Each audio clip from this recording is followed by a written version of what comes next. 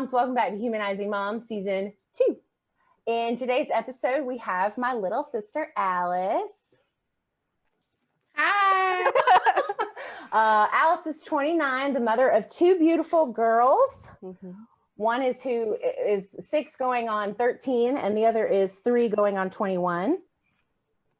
You got that right. We got the attitude to match. And Alice is going to kind of walk us through her journey of motherhood, starting, I guess, kind of at the beginning. If you want to talk about, I'll leave it up to you, but if you want to talk about pregnancy and all those fun things that came along after. Okay. I guess that's what we'll do.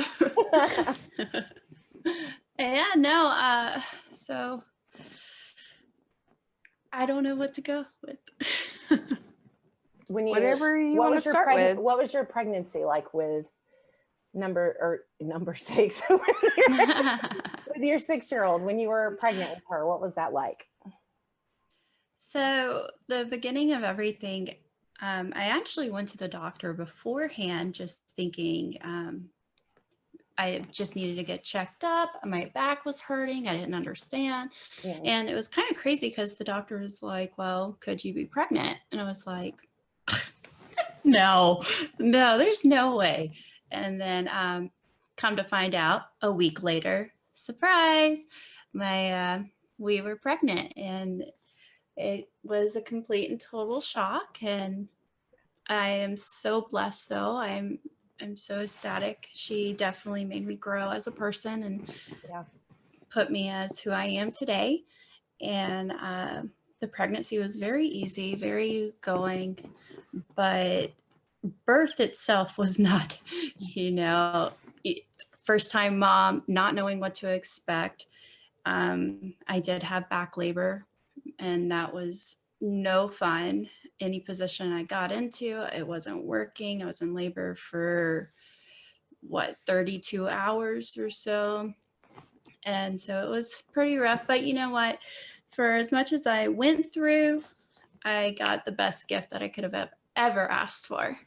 Yeah. And it's kind of funny because, you're always told that the pregnancies are never the same for everybody. Right. And for me, it was true. My second child, she's 3 now, and that pregnancy was an easy going, just as smooth, except for in the beginning, I was totally sick. I couldn't keep down my prenatals.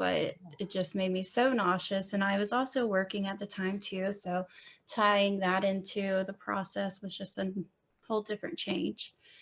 But besides that, second baby, 6 hours, bam, here she was. So it was an easy peasy, it was very, very easy. Craved the same old same. It was weird, very weird. The sweets, the watermelons, the pineapples, it was just completely different, but yet very similar. It was a similar feeling, but she was also a surprise too. I was just blessed with 2 gifts that I would never change for anything, So did you notice, I can't even imagine 6 hours because I was in labor with Oliver for a really long time too, but so you didn't have the back labor with number 2? No, I didn't. That's good. It was pretty much, I did have, I was induced. So it was a different experience in that. Yeah. With my oldest, I woke up in the middle of the night, my water broke, we went to the hospital, and game on from there. Right. But with my youngest, it was just, we knew the time, we knew the date, and we were ready to go. Sure. And so we got there, they broke my water. 2-3 hours later, the baby was here. And it was kind of funny because my husband, him and his sister, they were in the room with me, but they were going to go get lunch because they thought that the process was going to take a little longer. Yeah. But as they left, luckily they ran into their dad, and they were talking. They were just chit-chatting away for a hot second. And then thankfully they did that because Kyle would have missed the birthing of the baby. Yeah. And so I was lucky that good yeah. old George came in for us. So was it like because I don't even remember. It's been so long now, the story, but like, did the doctors like come rushing by, or were they just there still in the hallway, or how did he know? Did you text him or something? Oh yeah, I text Kyle and I was like, I think the baby's coming.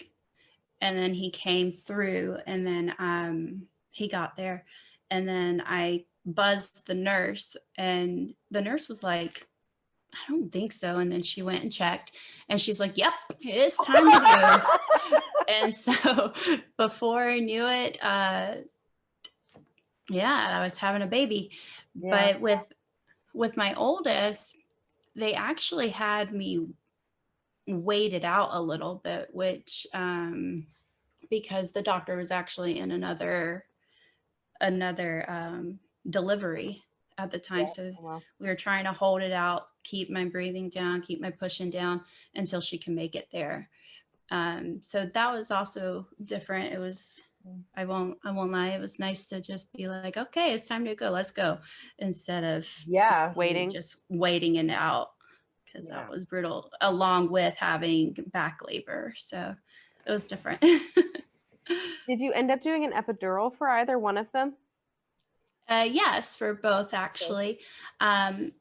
With Olivia, which is my oldest, that epidural didn't work very well, because I'm assuming because that I wasn't having back labor, it just didn't affect me. I could feel it in my legs. I could feel it anywhere and everywhere pretty much.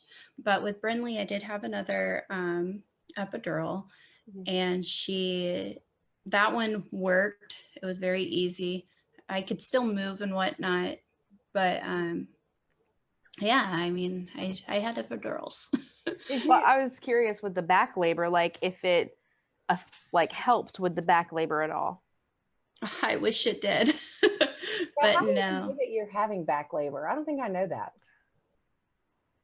You answer that question. How do you know?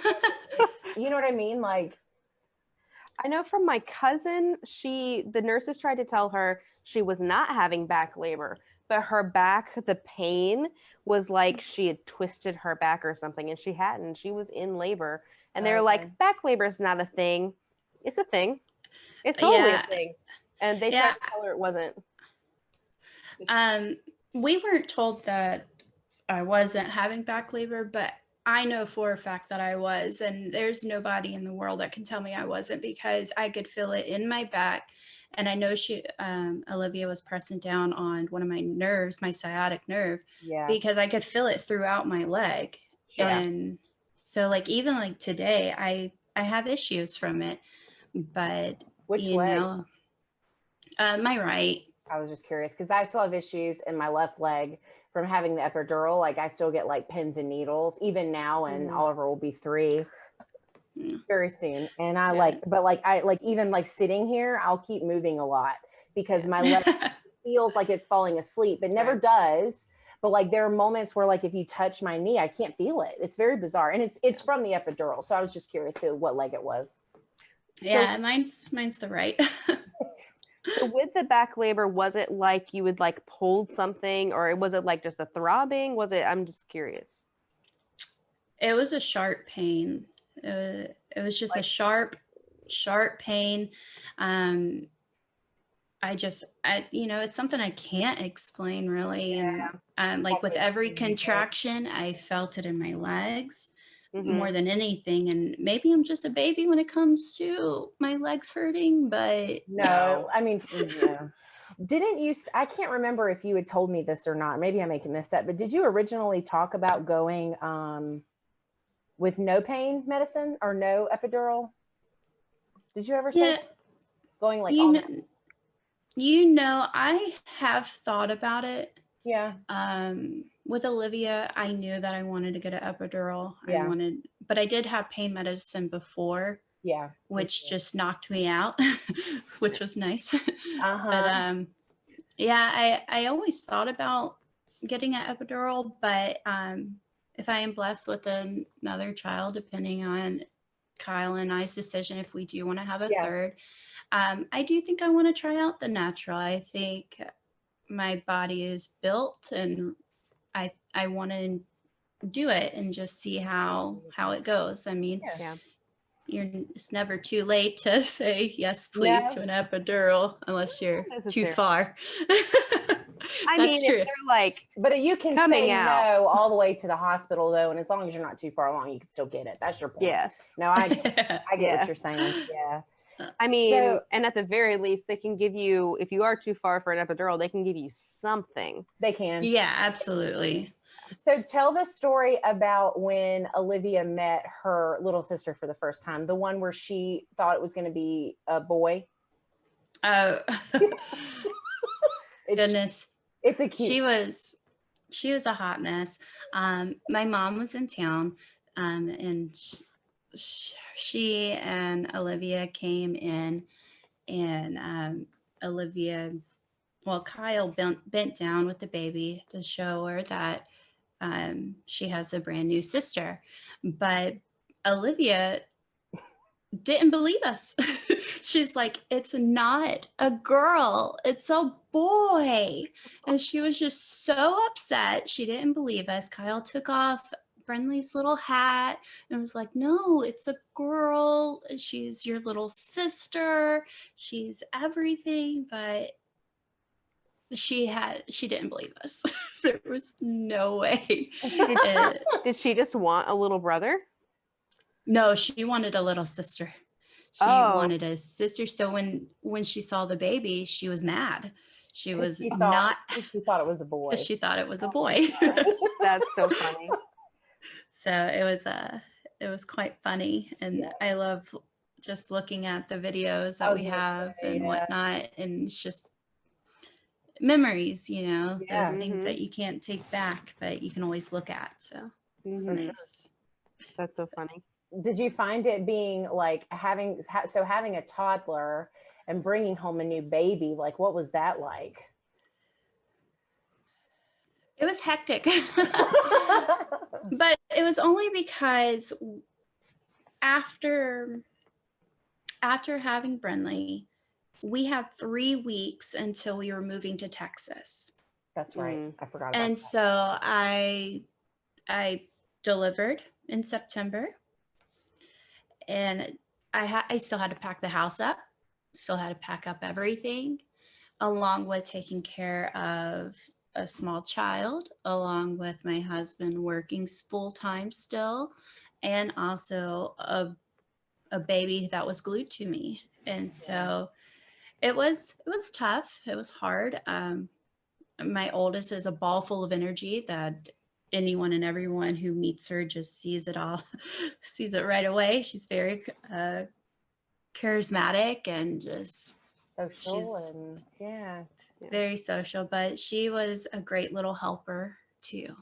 So she helps me out a lot when she was the baby. And at this time, I mean, Olivia was only 3 years old. Right.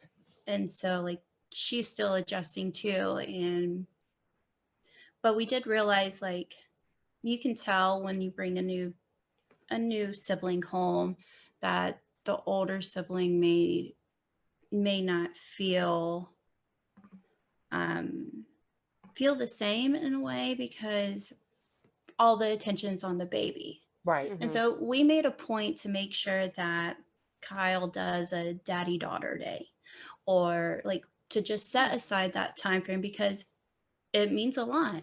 Yeah. It, like, they need it too, just to know just as much. Just because we have a little addition to our family doesn't mean that you're not going to get just as equally loved. Yeah, And like you're any less special. Yeah. Right. yeah, but she's amazing. She really is.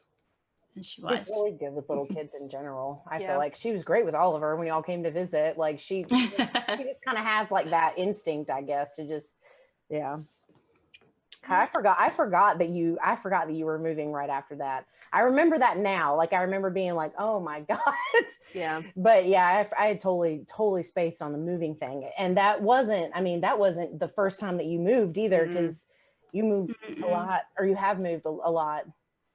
Yeah, we pretty much moved every single year of being together, and my husband and I have been together for 8 years. Right. So this is actually the first year where we haven't moved to a new location, whether it's out of state or in state.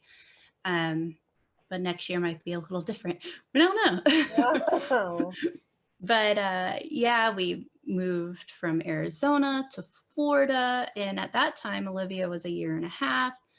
And it was nice because we were closer to the East Coast where my family is, and we could go and visit and whatnot. Yeah. And then we moved back to Arizona for a little bit. And then we moved to Texas. We were there for a little while, from probably about like 2 years. And then we just moved to Connecticut now. And so I think this might be our final destination. It's just trying to find a brand new home. Right. So Yeah. we'll see. And I know, like, well, I obviously know this already because I'm part of it, but like, what has it been like for you, just being away from family and like not being able to visit that often, and then having such small kids to travel? Because I know a few times that you've come to visit, you've toted them by yourself, like because he works and, and you've had to just kind of do it. Yeah, absolutely. It's tough traveling by ourselves, but my girls are pros at traveling. We've been traveling since, I believe, Olivia was 3 months old. Yeah. Brindley since she was 3 weeks old. Right. That's true. Yeah. We've gone across country multiple times. Now, when it comes to being far away from my family, it was very tough. It was very tough because, yes, I have family there, which are my husband's family. Right. They opened armed, welcomed me into their family, like, and made me feel part of them when I first met them, which I absolutely love. Sure. And just to see their dynamics, see their connection with each other, it does wear at me a little bit because I get not jealous, but it makes me a little homesick because I miss my family. I miss my sisters. I miss my parents, and being able to have them be able to watch my children grow up too. Yeah. But thankfully, we were able to travel at least every 3 months, especially with Olivia and I. We traveled every 3 months or so back and forth, which was really nice. And but now that she's older, it costs a little more. And you have to buy a seat. Now you have to buy a seat for both of them. Absolutely. Right when they turn 2. And it doesn't even make sense because they still sit in your lap at 2. But it's all right. We make do with what we can. I mean, there's been struggles where we haven't been able to travel back and forth, but there's nothing that my husband hasn't done to make sure that we did get home, that we did get to visit my family and whatnot. But it is tough being away from your family and whatnot. So in Connecticut, where you are now, does he have any family up there? Or they're all in Arizona? So he does have family on the East Coast. Okay. His grandmother, his aunts, uncles, they all live in Jersey. His mom lives in Maryland. And then aunts, uncles throughout the coast, honestly, on the East. So the only people that are really in Arizona is his twin brother, his sister, her family, and his mom and dad, and his best friends that he's known since they were little kids, which are family. Yeah, sure. No, sure. yeah. That's true. Yeah. Okay. So we have family that is close, which is nice. if we want to travel. But with the pandemic, we kind of just stay Yeah. home, stay close, and just be. Yeah. Yeah. I think I'm trying to remember when we saw you last. Was it, I mean, I know you came up here, so that would have been the last time you came through at all, right? It was like last summer. When you, Yeah, the girls and I, we came down for it was around July. We were in town for about a month, that's right. right before Olivia started school. That's right. Okay. And No, so now it's harder because she's in school. yeah, so we haven't actually been home since that time, since August. And so I'm itching at it.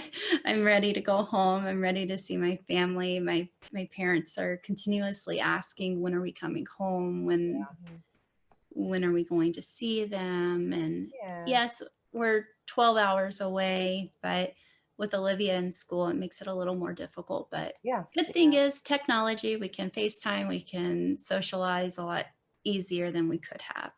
Yeah. That's true.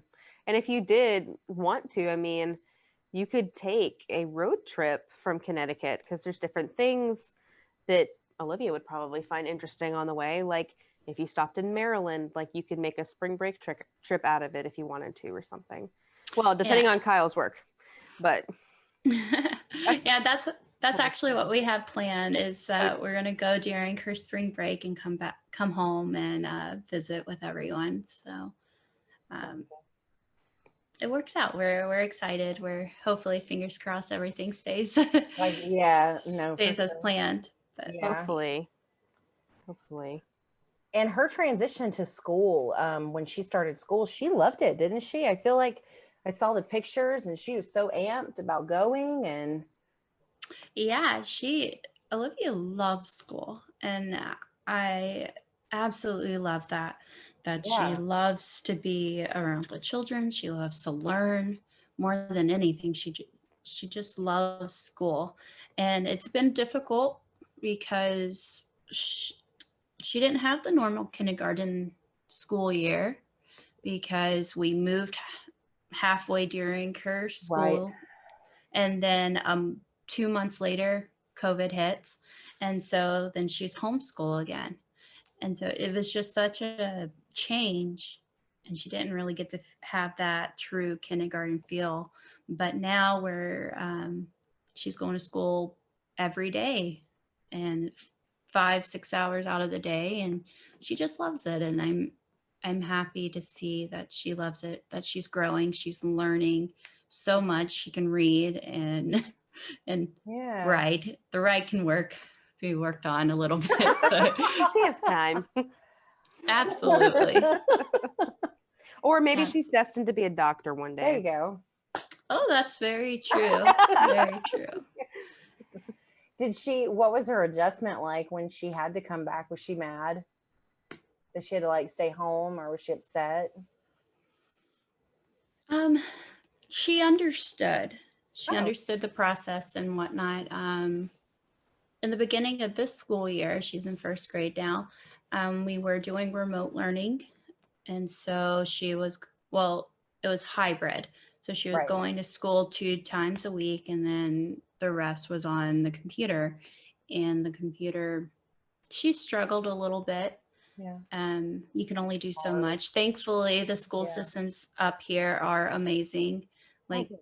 they really take their time to be on the computer with her teacher for those 5-6 hours straight long.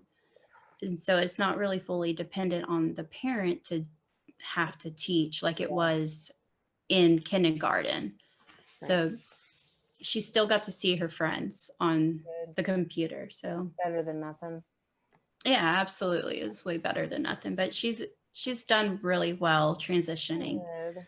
So Oh gosh, I'm sure that makes it so much easier for you because kids are handling it in so many different ways. Like some are not processing it well at all. Some were okay in the beginning, but it got a lot harder as time went on. So that's good. yeah. Oh, it's definitely hard now because when we do have a snow day, and they're not really considered a snow day anymore because they're like, okay, we can just do it remote learning.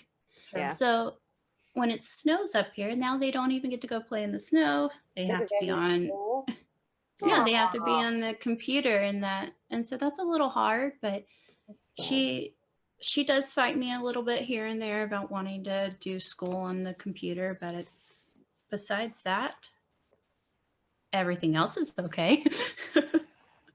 I mean, that's good. But you also get a lot of snow days up in Connecticut, so Yeah, I mean, it kind of works out so then we don't have Yeah. to make it up at the end of June. sure. So it's like a Yeah. catch-22 in a way. Yeah. So is that when school ends up there? Is in June? Yes. I think her last day scheduled is on the 17th of June. It's right before Father's Day. Dang. And when do they That's- start? September? They start in September or they start at the end of Tip- August? Typically, I always thought, I don't know, it's our first year in Connecticut with Oh, right, schooling. right. But I always thought it was after Labor Day, but believe this year they started a couple of days before her birthday. So at the end of August. At the end of August. Okay. Mhm. I know, like in New York, they start after Labor Day and then they end Right. in June, which I know it's not the same state, but like up north in general, it seems to be how it works is that I think it's because of snow, because of the weather and everything, so that they yeah. can finish the school year. Because I know, like in New York, anyways, they've had snow in like late April. And Yeah, we actually had snow, I want to say April last year did you? too. But yeah, I'm not really sure why exactly, but it's kind of crazy because time change in the fall, Mhm. it starts to get dark here by 4:30. That's weird. And so it's a huge adjustment. Yeah, that's In weird. Yeah. November, it's starting to get dark and whatnot. Yeah. And so it could be based off even the time frames. I don't know. Yeah. I don't know. Northeast. I don't know. Does anybody know? You should comment down below. Why do you start school Please. so late up there? Well, I mean, you know what? That's got to be better than starting like the first week of August down here, though. Because I remember when Yeah. we were little, like in elementary school, we started closer to September, Yeah. like middle to end of August. But now, like, they're starting like August 1st, August 2nd. That's so early. Yeah, it is. And it makes it a little tough for us because we're not on the same schedule as Yeah. like my friends down in South Carolina or Right. our Yeah. family in Arizona. Like we're Mhm. trying to plan a family trip, but we can't do a family trip because my sister-in-law's children's spring break is in March and ours is in April. Yeah. They get out in May, but Olivia still has school in June. Mhm. They start in the beginning of August. We don't. Like Yeah. Right. It does make it harder. Like, you know, when you go to visit family, like spring break is always Masters Week. absolutely, yeah. 'Cause I guess it shuts down. For I the mean, it Masters. has to be Masters Week. No, always. it's no. That's true. Or like, and then eventually here though, like our spring break in this, like the Quad County area is usually the beginning of April. In fact, this is the first year I think that it's all been the same week. I think it's all in all 4 counties that are right here. It's all the same week, the first week of April, yeah, which is the 5th weird. through the 10th. Yeah, Yeah. it's weird. Yeah, see, ours starts on her last day is the 9th of April. So she's out of school the 10th through the The following- 19th. yeah. Yeah. Oh man. Well, we're going to go ahead and take the opportunity to take a break for part 1 of our conversation with Alice. And then you're going to come back in a couple of days for part 2 with Alice. So we'll see you then. Make sure you're subscribed so that you get notified, because you're going to hit the bell icon too when part 2 comes out. Like this video, follow us on social media at Mamasley Me on Facebook, Instagram, and Twitter. And we'll see you in a few days.